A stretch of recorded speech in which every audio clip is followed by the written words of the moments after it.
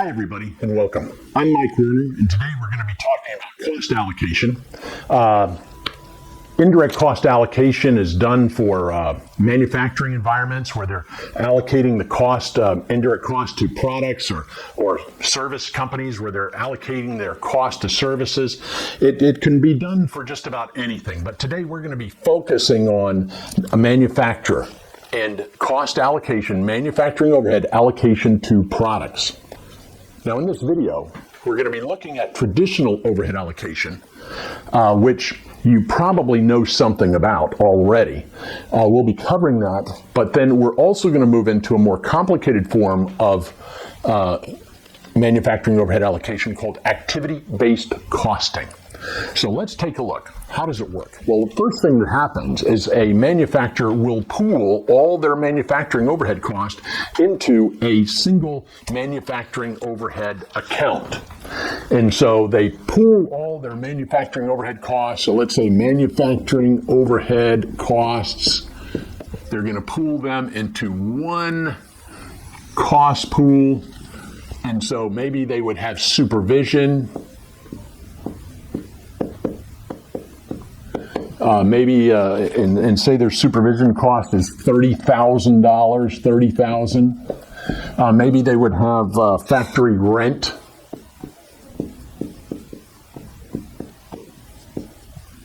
And let's assume their factory rent is $80,000. So we're pulling all these costs together. They would have other indirect labor.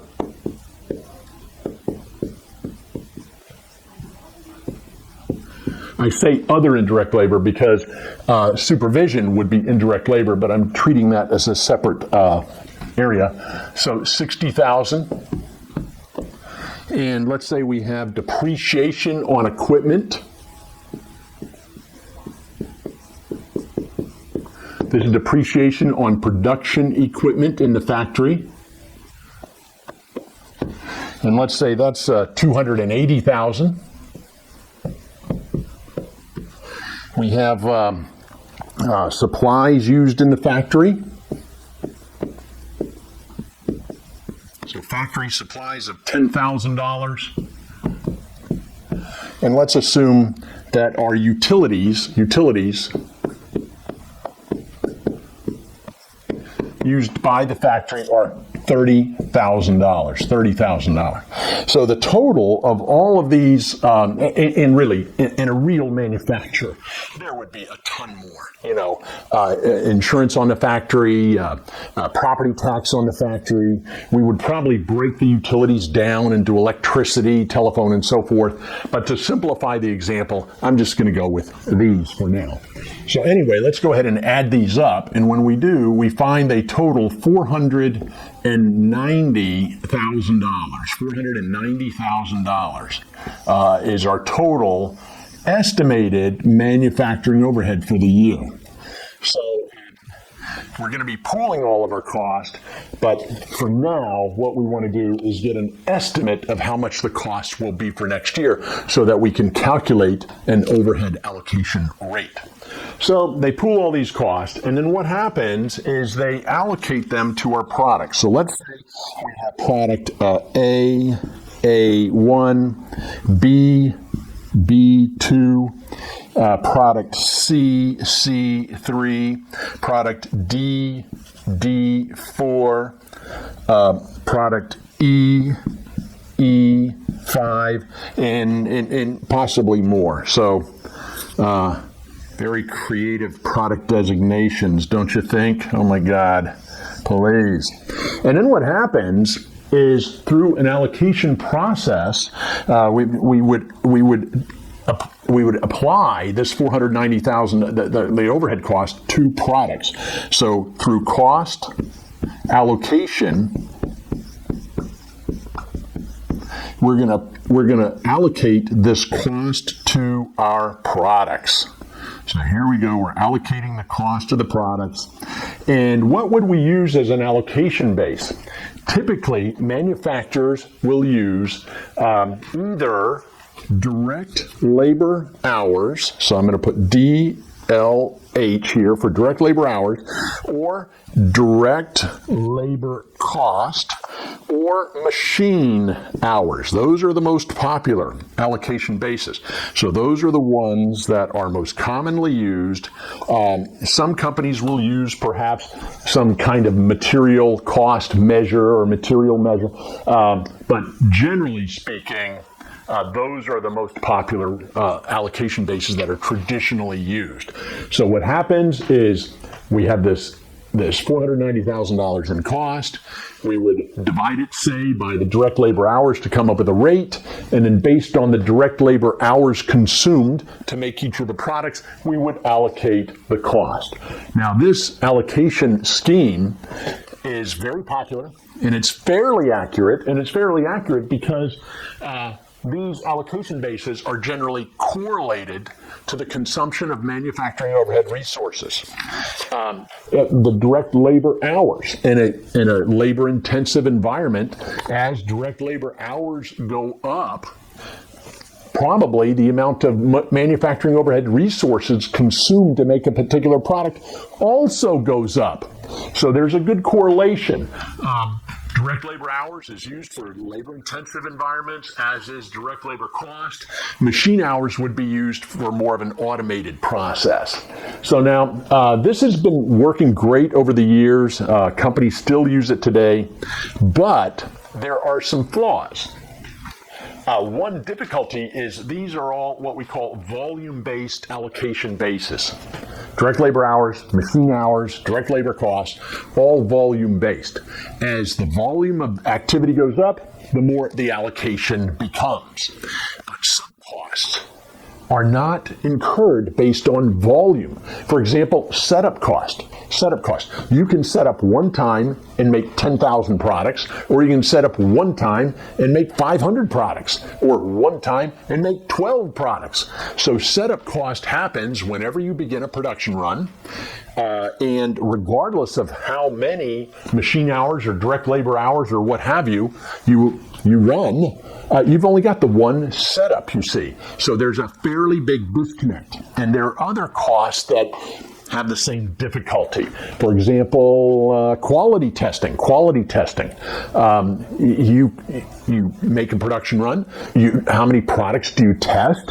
You might test a lot. You might test just a couple. It depends on the requirements of the job. And it really, the cost for the quality testing will not really be well related to direct labor hours or machine hours or what have you. So in order to do a better job with this cost allocation, what happens is some companies are shifting to something called activity-based costing, or ABC. Activity-based costing.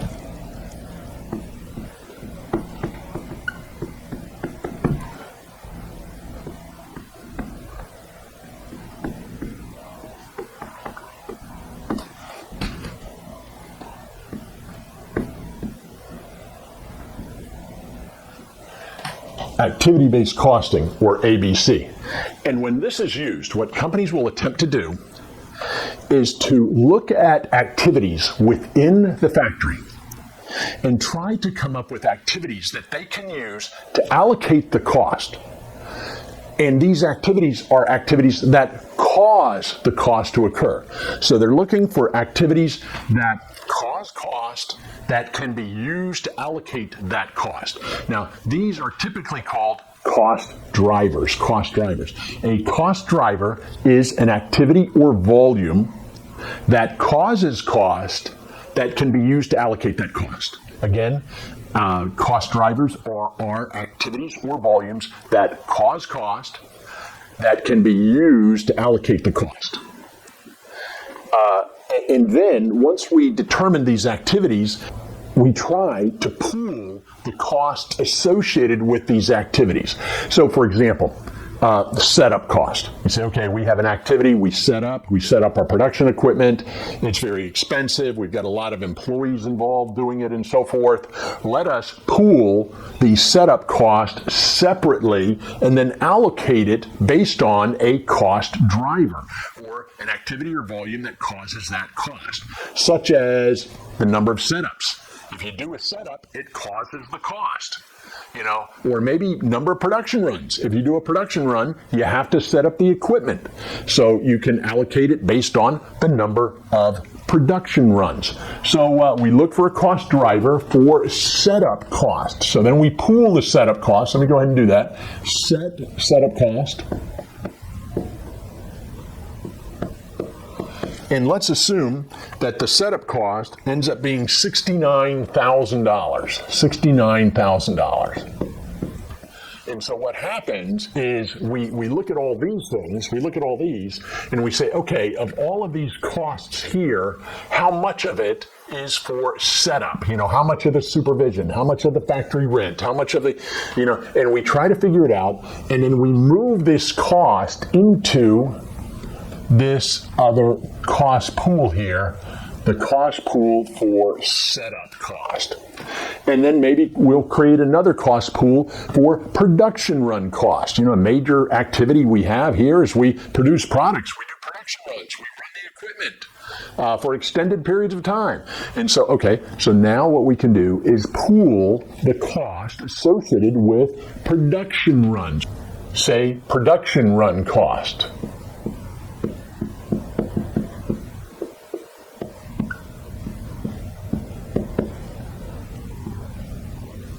And let's say that cost, we do a little calculating.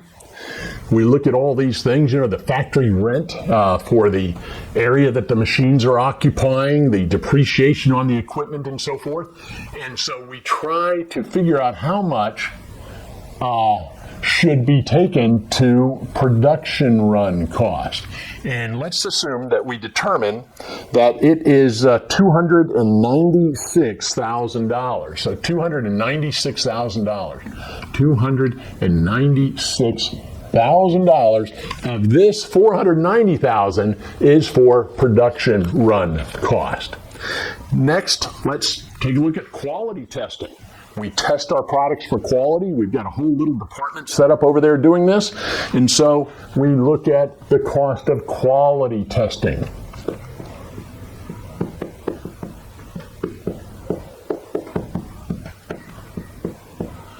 So we take a look at that. And we've got indirect labor involved, maybe a certain amount of supervision, maybe they're using some of the floor space, so factory rent. And so we go ahead and we figure out how much of the cost is attributable to quality testing. And let's assume that we do some calculations and find out that it's $49,800. $49,800. $49,800. So there we are. So we can have many of these cost pools. We've got setup cost, production run cost, quality testing cost. We could also have product engineering cost. We could have material handling cost and so forth. But for this example, let's go ahead and limit it to these three. And then for the other costs that don't fit into one of our activities cost pools that we're using here, let's just create another one for other manufacturing overhead cost. Other manufacturing overhead cost. Other manufacturing costs. So we've got the $490,000. We've pooled these other costs. The remaining cost is $75,200. So $75,200 of other cost. And for these costs, it's difficult to, let's assume it's difficult to find activities or volumes that cause the cost. In other words, it's difficult to find cost drivers. So we'll continue to use a traditional overhead allocation scheme like direct labor hours. So what's going to happen here, is for each of these, we're going to establish a cost driver, an activity or volume that causes the cost. And for setup cost, let's assume that we use something simple like the number of setups. So we're going to use as an allocation base number of setups. And with that, we will allocate the cost to our, we've got our products, we've got the A1, the B2, C3, D4, E5, and I'm sure we have other products. I'm just sort of using these as examples here. And so based on the number of setups that each one of these production runs take, we would go ahead and allocate cost to each of them, each one of our products. And this way, we've got a more accurate allocation of setup cost. We charge each of the products for the number of setups that it takes to make that product, you see. And we do something similar for production run cost. You know, what causes production run cost? Well, probably machine hours. Machine hours. The more hours you use the equipment, the more electricity you're going to consume and so forth. Also, there's an argument that says if you don't run machine hours, if you're not running production, you don't even need the equipment. So in many ways, machine hours cause production run cost. So we're going to use machine hours for this allocation. And based on the number of machine hours it takes for each of our products, we go ahead and allocate the cost to our products, just like this.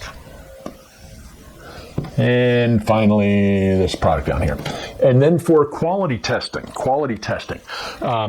look for a cost driver for quality testing. Maybe we can use number of tests performed, number of products tested, number of attributes tested.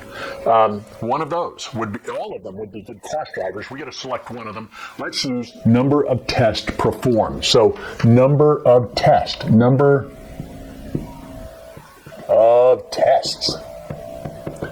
number of tests. And so based on that, we would allocate cost to our products. You know, if one product takes a lot of testing, we'll allocate a lot of cost. Another product takes, say, fewer tests, we're going to allocate less cost.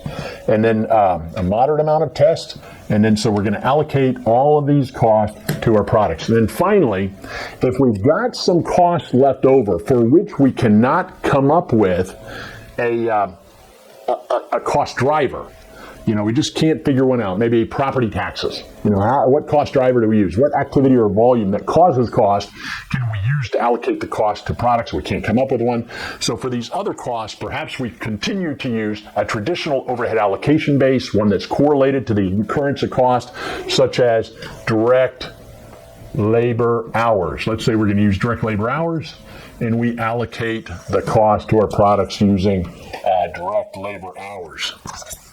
So here we go. Okay, so now we have two allocation schemes.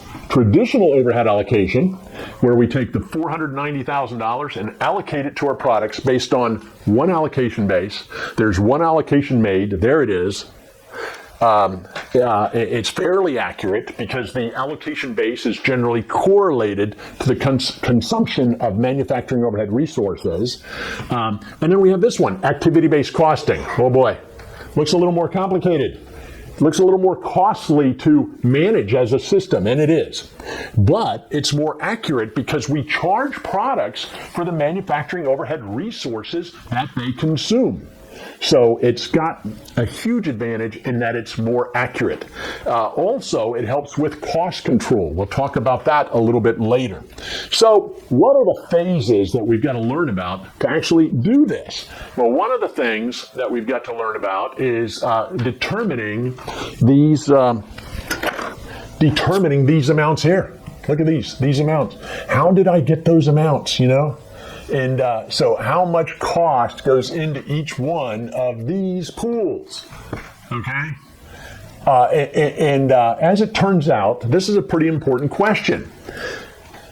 Activity-based costing is known as a two-stage cost allocation scheme. Stage one would be the allocation to the activities or cost pools for each of the activities. So we've got to learn how to do the cost allocation for stage one. Then secondly, we need to calculate an overhead allocation rate that we can use to allocate these cost pools to our products. That would be stage two. In the next video, I'm going to focus on stage 1, which is the allocation of the manufacturing overhead cost to the various cost pools, the different activity cost pools. It's a pretty simple thing to do once you know how to do it. So we're going to look at that. And then following that, we're going to look at this stage 2 allocation, allocating the cost of each one of the activities to the products. And I think once you see it, you'll agree that it's not that difficult. So for this video, what I'm hoping is that you see that there is a difference. One's a lot simpler, one's more complicated, and I'm hoping that you will agree that activity-based costing is more accurate because it charges products for the manufacturing overhead resources they consume, the number of activities that they consume, compared to traditional overhead allocation, which just, sort of has a general allocation based on direct labor hours or machine hours that is correlated at best to the consumption of manufacturing overhead resources. So listen, I thank you for watching the video. If you found it helpful, please give it a thumbs up. This is Mike from Miami saying bye for now.